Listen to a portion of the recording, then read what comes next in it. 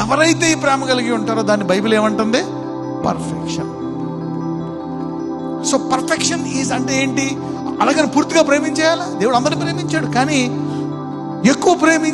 ఎక్కువ దేవుని ప్రేమించింది ఎవరు? మీరు చూస్తే ఈ డిసైపుల్స్ లో ఒక ఆయన ఎప్పుడు ఆయన రూమ్ మీద అనుకుంటాడు. ఎవరు? యోహాను.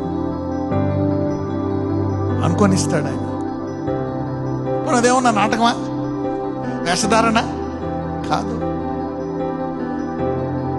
ఆయన ఎవరికి చెప్పడు, మీలో ఒకళ్ళు నన్ను అప్పగిస్తారని. పేతురుకు తెలుసు.